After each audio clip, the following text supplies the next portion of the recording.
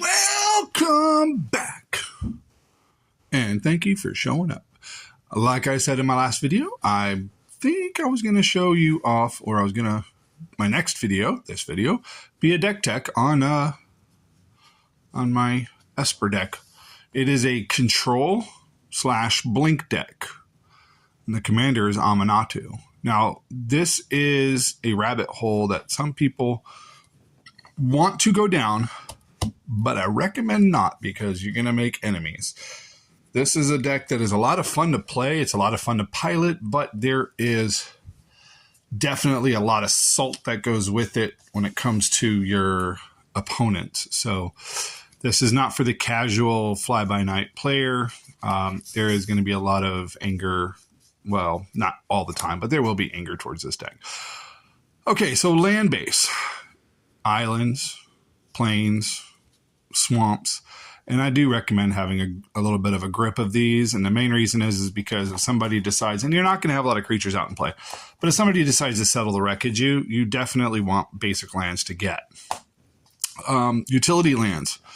You got Rogue's Passage, Fabled Passage, Gemstone Cavern, great card. Makiro, Center of the Sea, because it lets you draw, and that's kind of what you want to do. Strip Mine for cards, for land cards your opponents have that you really don't want them to have. Port Town, the double lands, I should say, the dual and triple lands.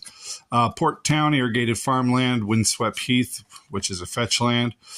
Esper Panorama, Sunken Hollow, Morphic Pool, another fetch land, Arid Mesa.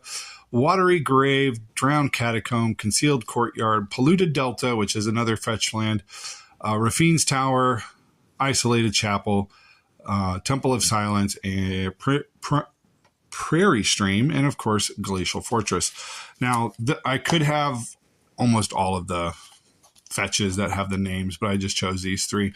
And just so people know, yes, it's the color red back here and the color white, and the color green back here and the color white, but because it doesn't have the mana symbols in it, you could put these fetch lands in there because you're just getting an island or a plains or a plains. I mean, you can't pull out, if you put it Windswept Heath and crack it, you can't get a swamp with it, but you can get a plains. Same with Arid Mesa. You're not getting a mountain, you're getting a plains. Polluted Delta, you're getting either a swamp or an island. So, swamp or an island. Just be wary of that. Be wary of that. Let's put the land base away. I'm going to go over these cards last.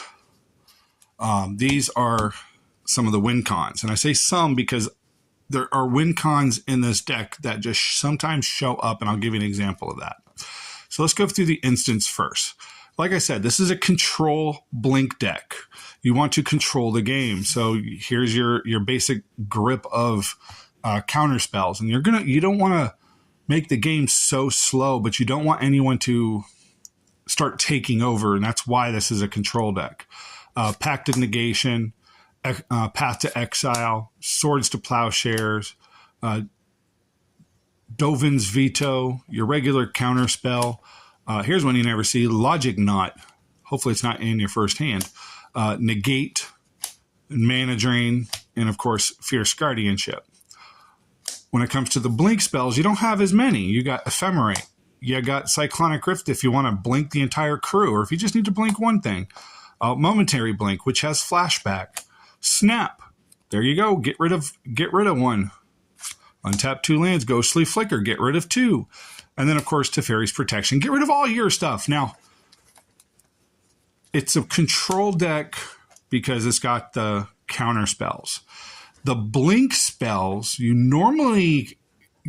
actually can use them on yourself. And I'll show you what I mean. But sometimes the best thing to do, depending on who you're playing and what decks they're playing, sometimes it's not good to blink their stuff. It's good to blink your stuff. They are instants. So in the case of you have to block one of their big creatures and it's going to get destroyed, you can blink it back to your hand. Excuse me. Next up, a couple of sorcery spells. And there's not too many sorcery spells in this deck. As you can see, there's only 2. Quasi-duplicate, because you get to have, for 3, create a token that's a copy of target creature you control. there's plenty of creatures in here that are not legendary that you can make 2 extra copies of for 6 mana. Then, of course, there's Feed the Swarm. Feed the Swarm gets rid of a troubled target creature or an enchantment, something black doesn't do a lot of. Get rid of an enchantment that's hurting you. And yes, it could be one of your enchantments.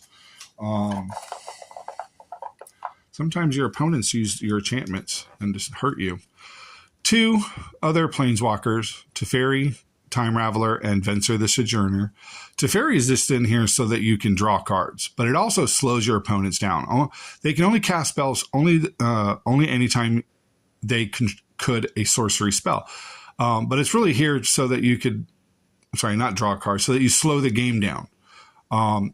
If you +1 them until your next turn, you can only cast, or you can cast sorcery spells on your as though they had flash. Or if you -3 them, return up to 1 target artifact, creature, or enchantment to its owner's hand, draw a card.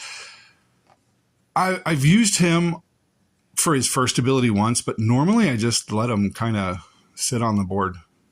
If I have to use the third or the second ability, I do, but normally he's just there to slow everybody down. Venser, kind of the same thing. I get to exile target permanent that I own and return it to the battlefield under my control at the beginning of the end step. Now, if something I have is on somebody else's creature, and I'll give you an example of that, I can blink it out, and when it goes away, that creature goes away. But you have to be careful with this one because it does say at the beginning of the next end step, which means that you can't do it now during your main phase or during your second main phase. You have to do it during your end step. So when it comes back into play, you better have a target for it, or it better be able to do something for the reason why you wanted to blink it.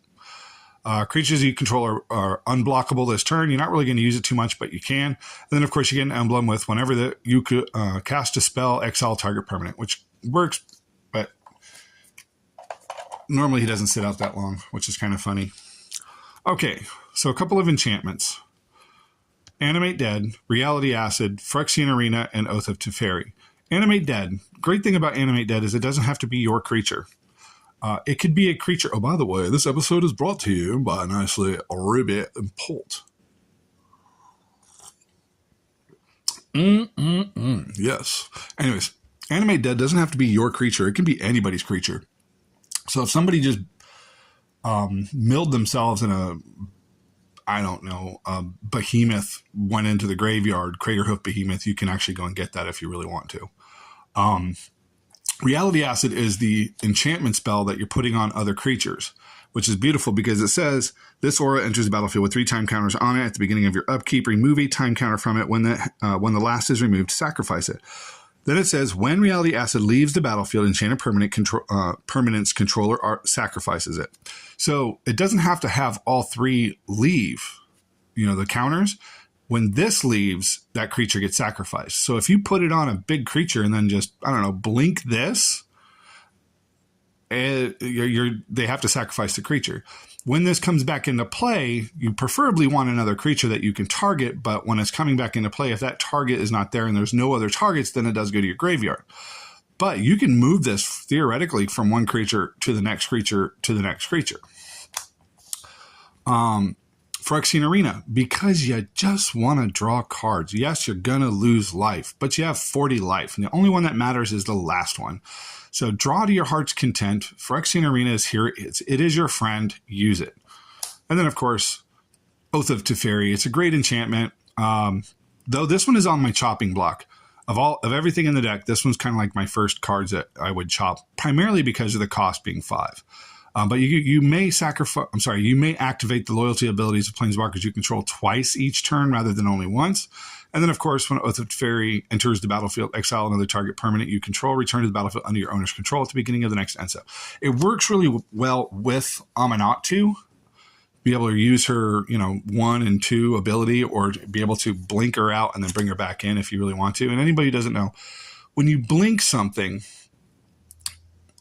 if it had counters on it, the counters go away unless they're loyalty counters, which is they're coming back in, and it comes back in with the original 3, 4, 5, or 6.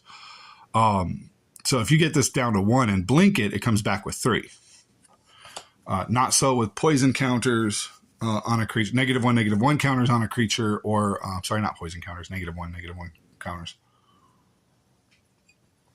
Or if for some reason they gave a creature a counter, like a flying counter, when it comes back, that flying counter is gone. Another part of the deck is the tutors. And yes, there's a mixture of these, I believe, of instants and sorceries and interrupts. Yeah. Mystical Tutor, 1-drop. Enchanted Tutor. Vampiric Tutor. Diabolic Intent. Demonic Tutor. And of course, Grim Tutor. The worst of these would be Diabolic Intent, because you have to sacrifice your own creature, and sometimes you just don't want to do that. Grim Tutor, you're going to lose 3 life. Oh, boo-hoo. And of course, I think it was a Vampiric Tutor. Yeah, Vampiric Tutor, Enchanted Tutor, and Mystical Tutor. You have to put them back on top of your library, but whatever. You're doing those at instant speed on your end step of one of your opponents. But the whole purpose of these tutors is to pull out your win cons, put them in your hand. You want to do this as fast as possible, because if somebody else is able to go off first, you might not be able to stop them. So the whole purpose of the tutors, this many tutors, and like this is literally the only deck I have with this many tutors. Most of my decks have 1 tutor in them. This one has 6 tutors, and actually a couple other creature tutors, just because you want to get the win cons into your hand as soon as possible. Yes, I've won without getting those win cons in my hand. But you'll see the win cons what I'm talking about. Okay. Creatures. Creatures that blink, creatures that don't blink. Creatures that they all come with some kind of into the battlefield trigger. And if they don't come with a trigger, they're there to draw cards, or they're there to, scare something. For instance, Phyrexian Metaphor, it comes into the battlefield as a copy of any artifact or creature on the battlefield. So if they have a behemoth, you can put a behemoth in play. This one is meant to return a target artifact. This one is meant to blink all your creatures as many times as you can to get a bunch of 1/1 white soldier creature tokens. This one is to get your cards and blink it, and you get more cards. Now, one thing you cannot do is you cannot cast an instant blink spell on this. People get this confused all the time. If you're only paying the evoke cost and bringing it in, you cannot hold priority in order to cast an instant to blink it. And the reasoning why is sacrifices are faster than anything else. That makes sense, right? You can't blink it if somebody sacrifices it, and it has to be sacrificed. So if you go to blink it, when it goes to resolve, it's going to sacrifice first, because that's part of the casting cost of the evoke. Sorry, it just is what it is. You can't go faster than a sacrifice. Draw cards. Kill your opponent slowly with things entering the battlefield. I'm sorry, with creatures entering the battlefield. Every time one enters the battlefield, your opponent dies. Now, I'm sorry, your opponent loses 1 life. This is meant to basically go out onto the battlefield at first, second, third, fourth turn and be kind of like irritating to your opponents. Aven Mind Sensor, another thing that you can tutor up just to irritate your opponents. If you notice one of them is playing a Scarab God deck and you don't want them drawing a bunch of cards or tutoring a bunch of things, get the Aven Mind Sensor out there as fast as you can. Tribute Mage and Trophy Mage. Tribute Mage and Trophy Mage. Meant to get out certain artifacts. Pure and simple. Just get out those certain artifacts. I think one of them is actually a mana rock, and the other one, I think they're both mana rocks. I don't remember. Recruiter of the Guard. Blink this as many times as you can. Get out as many creatures as you can, or at least put them in your hand, because this one does a lot of work if you do it right. You get a lot of cards in your hand. If anything else, you get a lot of blockers in your hand. Flicker Wisp. You're blinking things. That's all it's for, is you're blinking things. And those will come into play in a minute. Soul Herder. You want more things to blink. This thing gets bigger the more it blinks. Just don't blink this out. If you blink this out, those 1/1 counters go away. Hostage Taker, because you want to take all their crap. Sorry, you do. You want to take it all. You want to cast it all if you can, but you want to take as much as you can. A great thing to do with Hostage Taker is if somebody gets their commander out real fast, you can take it.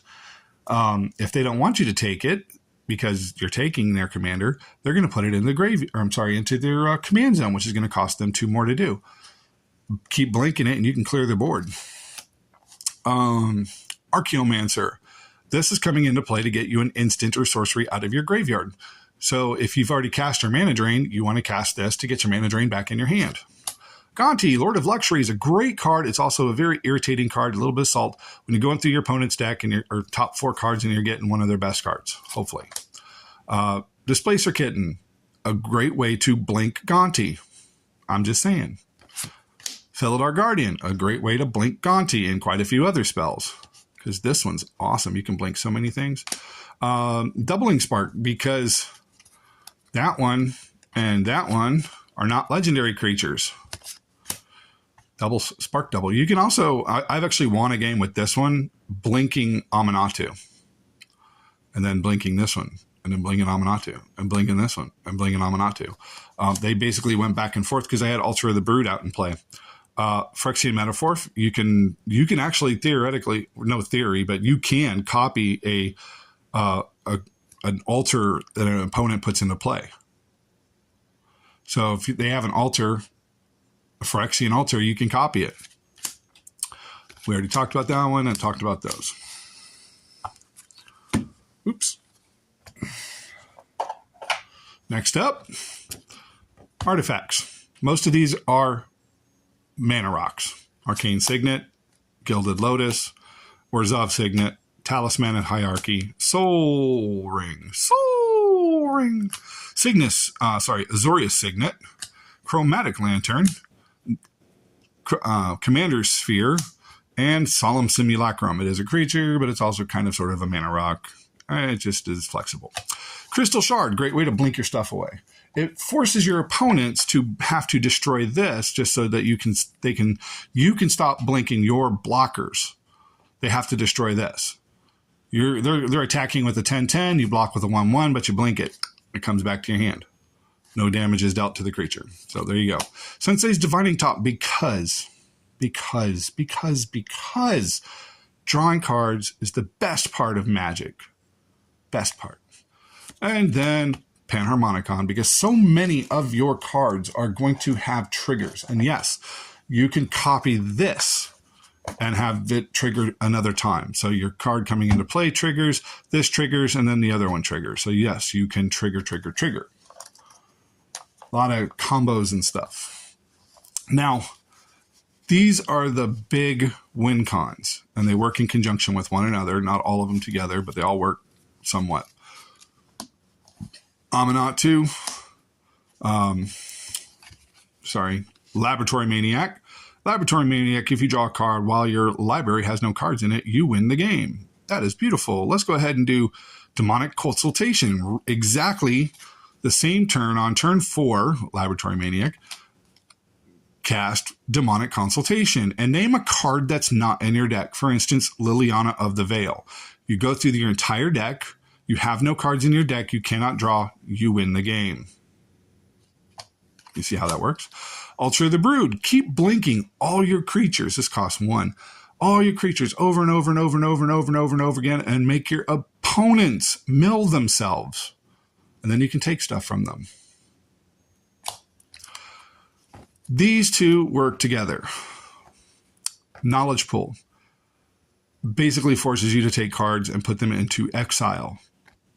Draenith Magistrate, the card that everybody hates. Draenith Magistrate makes it so that nobody can that nobody can cast spells from outside the game. So even if you cast a spell, it goes into exile. A card that's in exile cannot come into play. So you lock your opponents out. This is a very nasty win con, by the way. If you have one or both of these in your hand at the beginning of the turn 1, your goal is to get the other one as fast as possible. And of course, Jace, Welder of Mysteries, Laboratory Maniac work really well. Both of them say that if you cannot draw a card, you win the game. So you want to do that when you're milling yourself out with the Demonic Consultation. One thing I kind of mentioned was blinking yourself. When you blink things with Altar of the Brood, you force yourself to, you're forcing your opponents to mill cards. You're forcing them to mill one card at a time. So when you have a creature or a card, for instance, like these two, in play, Felidar Guardian, you can blink out Aminatu. Aminatu, you can blink out Felidar Guardian and go back and forth until your opponents have no cards left in their library, because that's what Alter the Brood does. What you can't do, and you have to be careful, and I've caught a couple of people playing it wrong, is you cannot use this one. At the beginning of your end step, you may exile another target creature you control, then return that card to the battlefield under your owner's control. So if you're blinking both of these cards, okay, on your end step, there has to be an end step, or there has to be some way of stopping them. Because the problem is, if I remember right, the problem with these two is it's during the end step, and during the end step, you can't cast other spells except for instance. So somebody has to be able to stop it, otherwise the game could end up in a draw. If I remember right. One of them is, this one here, Flicker Wisp. When Flicker Wisp enters the battlefield, exile another target permanent, return that card to the battlefield under owner's control at the beginning of the next end step. So if you blink a creature out or Aminatu out, when it comes back in, you cannot use her ability. Okay, so you blink Flicker Wisp out. You blink out Felidar Guardian with Flicker Wisp. That goes out. When Felidar Guardian comes back in during your end step, Felidar Guardian is going to blink this out. Now, because it says at the beginning of the next end step, well, it's no longer the beginning. So now you have to wait for your next end step. You see the problem with English? So be careful which cards you do and what you're doing with them. They're not a million things that you're trying to, a million win cons. There is a reason why there's the word next and the word beginning. So be very careful how you play that. But I do recommend, so I'm going to tell you my best use of this deck. A win con I wasn't expecting. Now, I never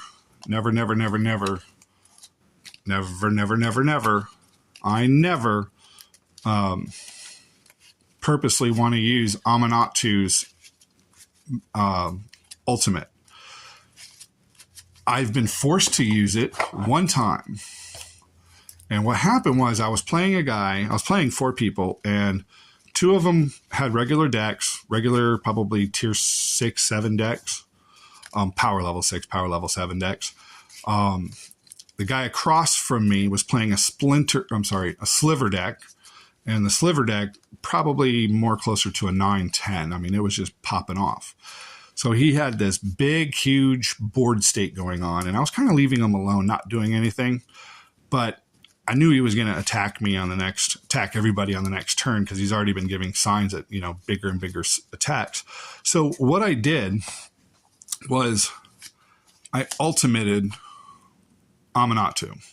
For -6, it says choose left or right. Each player gains control of all non-land permanents other than Aminatu shift or face controlled by the next player to the chosen direction. So I chose to move everything to the left. But upon her going off, her ultimate, I held priority and cast Teferi's Protection. And of course, so all my stuff, instead of going next, blinked out, phased out, went away. They're going to go away until, what does this say? Until your next turn, your life total can't change and you gain protection from everything. All permanents you control phase out. So all my creatures, everything that I controlled, phased out. And then, of course, when it resolved, so everything I have resolves. This is on the trigger, or this is on the top of the stack, and then this one's ultimate goes on the stack. So everything of mine phase out, and then her goes off, and everything shifts to the left. So my opponent to the left gets nothing at all. My opponent across from me has to give me all of his slivers, all of his enchantments, all of his, everything that was boosting his slivers up, he had to give to me. Well, I normally don't recommend that you do this. I am a big believer in conceding is fair play, but concede in sorcery speed. Because I was taking all of his stuff, he decides to concede because he didn't want to get beat with his own stuff. He didn't like me taking everything. And I get that, but, you know, in my opinion, he didn't advance the board state. He didn't advance it to win. You know, he just conceded because out of spite, he didn't want me to have his board state. Well, when he conceded, thankfully everybody else conceded, because I could not have beat them muscle for sure. All I did was protect myself for one turn with Teferi's protection at that point. So when he conceded, he pulled all of his stuff, and I would have had nothing until, you know, my next turn when everything phased back in, which wasn't a whole lot. But yeah, that is one win that it's not really a win con, but it is a way of winning. Unfortunately, that gentleman, he got a little salty. But there's a lot of salt in this deck. There's a lot of cards that people don't like. For instance, Teferi's Protection, not so much, but the, what is that card? I remember the name of it. Cyclonic Rift gets a lot of hate because you're phasing it or you're blinking everybody's stuff away. That one creature, I can't remember, Dranith Magistrate, people don't like it because once you put him into play, your opponents cannot cast things from outside their hand, which means that they cannot cast their commander. A lot of people want that card banned. I personally don't, but anyway, so that is my Aminatu deck. I hope you enjoyed. If you have any questions, leave a question down below. Very much appreciate it. And by the way, yay, we got 100 subscribers. We're going to celebrate. Celebrate! Okay.